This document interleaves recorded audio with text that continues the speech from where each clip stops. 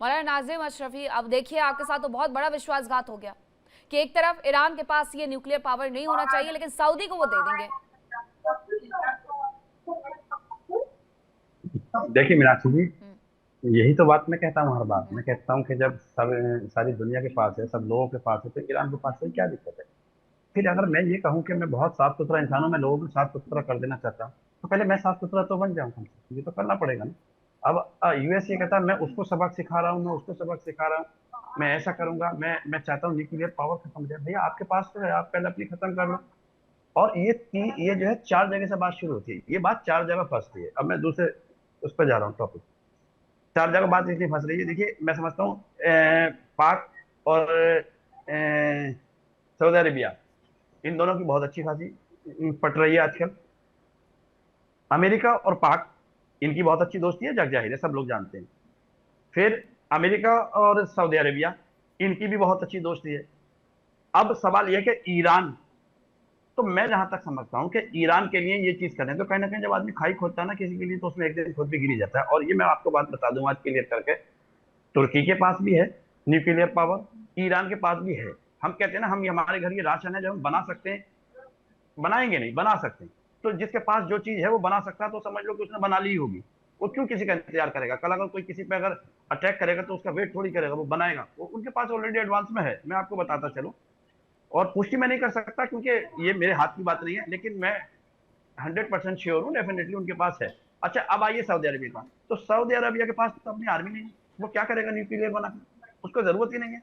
अभी बीच में एक बात आई थी, टॉपिक वो बहुत अच्छा टॉपिक था। एक बात ये आई थी कि सऊदी अरबिया के जो पास, सऊदी अरबिया में जो है यूएसए के, अमेरिका के एयर बेसिस है, हम्म। तो वो चाहता है हमारे पास अगर अगर सऊदी अरबिया के पास की न्यूक्लियर पावर होगी तो हमें कहीं जाना नहीं पड़ेगा। तो मैं बता दूं, वहां भी ऑलरेडी एडवांस में है न्यूक्लियर। सऊदी अरबिया में कोई बनाने की जरूरत नहीं है। सिर्फ लोगों के सामने ये मौका है, लोगों के सामने, ताकि और मुल्क जो इससे एकदम खफा ना हो जाए। अब ये इतना अच्छा मौका है, अमेरिका इस मौका को बनाना चाहता है कि भाई हम सऊदी अरबिया को ये डील साइन कर रहे हैं और हम चाह रहे हैं कि आप भी न्यूक्लियर पावर बना लीजिए। जबकि अमेरिका पहले से ये कारस्तानी करे बैठा है, वहां सब कुछ ऑलरेडी एडवांस में पहले से उसका सब कुछ तैनात है, न्यूक्लियर से लेकर एयर बेसिस से लेकर सब कुछ, उसका आर्मी तक वही सऊदी अरबिया में। अमेरिका की ठीक है मौलाना, मैं आपके पास दोबारा से आती हूँ, लेकिन हिमांशु जी, इस बीच बहुत सारी खबरें ये भी आती रही हैं कि सऊदी अरेबिया और अमेरिका के बीच में अगर रिश्ते अच्छे हैं, हालांकि दोनों के बीच में जब डील हुई और उसके बाद थोड़ी सी झुंझलाहट देखने को मिली, सऊदी अरेबिया की तरफ से यहाँ तक कह दिया गया था कि हम डील को कैंसिल कर रहे हैं, लेकिन सऊदी अरब पर क्या अमेरिका को इतना ज़्यादा भरोसा हो गया है कि अब उससे लगता है कि वो इसराइल के लिए खतरा नहीं है, इसलिए वो अपने यहाँ पर परमाणु हथियार बना सकते हैं, उनके पास होने चाहिए? मीनाक्षी जी, भरोसे से ज्यादा इस समय अमेरिका को इन्वेस्टमेंट्स की बहुत जरूरत है। दूसरा, जिस तरीके से ईरान ने जो मिडिल ईस्ट में लगातार मिसाइलें बरसाई हैं, ड्रोन्स बरसाए हैं, तो अमेरिका को वहां पर अपना वर्चस्व रखना है। And that is very important, because जिस तरीके से चीजें अब बदल रही हैं, डायनामिक्स चेंज हो रहे हैं, तो भरोसा लाने की आवश्यकता है। देखिए, जो हम अगर वेपन ग्रेड हमें यूरेनियम चाहिए तो उसको हम 60+ पे लेके जाते हैं, लेकिन अगर आपको बिजली बनानी है तो उसके लिए आपको 10% तक एनरिच करने की जरूरत है। तो ऐसी स्थिति में क्या जरूरत है इस तरह की चीजों को साइन करने की? तो जब ये जो डिमांड, जैसा मेरे को पैनलिस्ट भी कह रहे थे, एमबीजेड बहुत समय से चाह रहे थे, और उनकी ईगो मसाज करना भी बहुत आवश्यक है। देखिए, इजराइल को खफा करके और इतनी बड़ी परमिशन देना, America is definitely taking a risk. हम भले ही कहते रहे कि वो साथ में है, नहीं है, लेकिन nuclear weapon is a big big thing without such strict deals, because gold standards इस डील में से गायब हैं। और गोल्ड स्टैंडर्ड्स गायब होने का मतलब यह है, देखिए, कब आप बिजली बनाते बनाते न्यूक्लियर वेपन बनाने लग जाएंगे, 30 साल का समय बहुत लंबा होता है, तो वो कब चेंज हो जाएगा वो पता भी नहीं चलता है। और जो ईरान का भी जो प्रोजेक्ट है वो खुद अमेरिका ने शुरू किया था। So it is very simple, but the thing is कि एट द मोमेंट अमेरिका को इस पूरे क्षेत्र में विश्वास, भरोसा और इन्वेस्टमेंट, सब चीजों की जरूरत है। जिस तरीके से पीट हेग्सेथ ने फिर से पैसा मांगा है, तो कहीं ना कहीं ये दिखाता है कि अमेरिका की फाइनेंशियल जो कंडीशन है वो उतनी अमेजिंग नहीं है। दूसरा, उसको चाइना, रशिया और फ्रांस को भी चेकमेट रखना है। ये भारत को भी चेकमेट करने की एक तरीके से कोशिश है, जहां आप तुर्की, पाकिस्तान अरेबिया को खड़ा कर रहे हो। So it is just something more than the nuclear deal.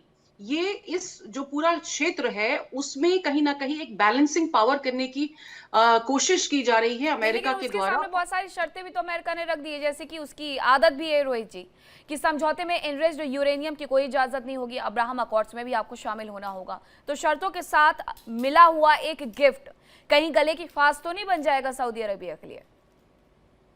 Enriched uranium की परमिशन ये बोल रहे हैं, नॉर्थ कोरिया को कौन सी थी, साउथ अफ्रीका को कौन सी थी, इजिप्ट को कौन सी थी, इजिप्ट क्या लीबिया दोनों से क्या लीबिया, देन ईरान को कौन सी थी, क्या इसराइल को है? तो ये क्लेम कर रहे हैं ना। देन यस, इब्राहिमी accords for them, no doubt about it. क्यों इंपॉर्टेंट है कि अमेरिका अपना फोकस अब चाइना पर रखती है। कि मिडिल ईस्ट इस गंदे तरीके से मेस्ड अप है कि मिडिल ईस्ट में शांति आती नहीं दिख रही है। मिडिल ईस्ट एक बार पीसफुल हो जाए तो अमेरिका अपना पूरा फोकस, और ये आज से नहीं है, ये ओबामा के टाइम से ये गेम चल रहा, मींस टू प्रिसाइज 8-10 साल पहले भी ओबामा के जो टेन्योर्स थे उस समय भी वो फोकस यही चाहता था कि हमारा फोकस चाइना पे रहे, इस पे ना रहे। लेकिन ये रीजन ऐसा है जो कि अपनी फोकस ढूंढ लेता है कहीं। अब द थिंग इज कि इब्राहिमी के कॉज हो जाएंगे तो कहीं एक्सेप्टेबिलिटी आएगी, सऊदी अरेबिया साइन कर देगा, वो पाकिस्तान पीछे से फॉलो कर सकता है। और एक बार पाकिस्तान ने साइन किए तो फिर बाकी कंट्रीज के लिए भी प्रॉब्लम नहीं होगा, क्योंकि पाकिस्तान ही अकेला न्यूक्लियर वेपन कंट्री है इन मुस्लिम कंट्रीज में। तो हम ये देख रहे हैं कि और प्रेशर अमेरिका का बहुत strong, no doubt about it. और अमेरिका के प्रेशर को वो लोग मना कर सकते हो तो कर ले, हम भी देखते हैं किसमें कितना बोलता है। नहीं कर सकते। सऊदी बीच में अड़ रहा है, ठीक है, सऊदी बोल सकता है। एमबीएस के पास वैसे तो देखिए, अगर आप पीछे जाते हैं तो एमबीएस जो है इन्होंने अपनी पूरे जितने भी इनके कंटेंडर्स थे सऊदी रॉयल फैमिली के सबको जेल में डाल दिया था। अमेरिका चुप था कि नहीं? इसका मतलब ये पता लगता है कि अमेरिका साइलेंटली एमबीएस को सपोर्ट कर रहा है, वरना अमेरिका की तरफ से रिएक्शन आता, अमेरिका इसको एमबीएस को जमीन पे लगा सकता है। अच्छा, मैं जरा मौलाना नाज़िम अशरफी से एक सवाल का जवाब जानना चाहूंगी कि ईरान कहीं उन्हें सलाह तो नहीं देना चाहता है सऊदी अरब को कि देखिए हमें भी एनरिच्ड यूरेनियम करने की इजाजत नहीं मिल रही, हमारा देश, हमारा मुल्क पूरी तरीके से जिस तरीके से तहस नहस किया गया है अमेरिका की तरफ से, वो आपके साथ भी हो सकता है, तो आप इनकी शर्तों में मत उलझिए। देंगे आप ये सलाह? नहीं, मीनाक्षी जी ये बात नहीं है। देखिए, आप सीधा समझिए, हम किसी भी जो चीज बहुत ही टेक्निकल है तो उसको यूज करने के लिए एक्सपर्ट, जब बनाने के लिए एक्सपर्ट्स की जरूरत होती है तो उसको यूज करने के लिए भी तो एक्सपर्ट चाहिए ना। सऊदी अरबिया के पास तो अपनी आर्मी की नहीं है जो धरातल पर लड़ सकती है, जो जमीन पर लड़ सकती है। वो न्यूक्लियर कैसे यूज करेंगे? वो उनमें कौन से एक्सपर्ट्स हैं? वो सीधी राइफल चलाना जो लोग नहीं जानते, वो सीधा कोई गन चलाना नहीं जानते, वो कैसे न्यूक्लियर पावर? ये सब बेमतलब की बातें हैं, फालतू की बातें हैं। और ईरान का इसमें कोई लेना देना है नहीं। ईरान को तो सिर्फ एक बात है, उससे जो कोई लड़ रहा है कोई नहीं, और वो किसी से लड़ रहा है वो एक अलग बात है। लेकिन सऊदी अरबिया, ये जो लड़ाई है ना, मैं बताता हूँ आपको, ये शिया सुन्नी वाला मामला था, वो हद वहां तक एक बाउंडेशन हो जाती है।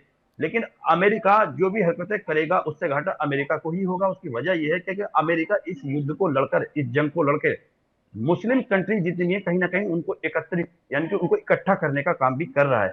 कहीं ना कहीं आज ठीक है उनके आपस के छोटे छोटे गिले शिकवे हैं, लेकिन अमेरिका कहीं हद के पार चला गया तो हो सकता है जितनी भी इस्लामिक कंट्रीज हैं, ओवरऑल मिडिल ईस्ट जितना भी है, ओवरऑल गल्फ कंट्रीज, कहीं ना कहीं वो कॉम्प्रोमाइज हो जाए, या उसमें टर्की भी आ जाए, या नेटो वगैरह का जो है आपका। तो इसमें से कुछ कंट्रियां ऐसी हैं, जैसे टर्की आपका नेटो में आता है, लेकिन हो सकता है वो कूद जाए। तो कहीं ना कहीं अमेरिका, मुझे लगता है, जितनी ज्यादा हर कंट्री को भुना लेता है कि कब उसे कहाँ किसकी आवश्यकता है, और उसके बाद जब उसका काम निकल जाता है तो दूध में मक्खी की तरह उसे निकाल के फेंक भी देता है। मैं बहुत माफी चाहूंगी, आप लोगों को यहीं रोक रही हूँ, वक्त इतने की इजाजत देता है। देखिए इंडिया डेली 24/7 अब आपकी स्मार्ट टीवी पर। इंडिया डेली मौजूद है सभी डिजिटल प्लेटफॉर्म पर लाइव और लगातार। इंडिया डेली 24/7 हर दिन राष्ट्र को समर्पित।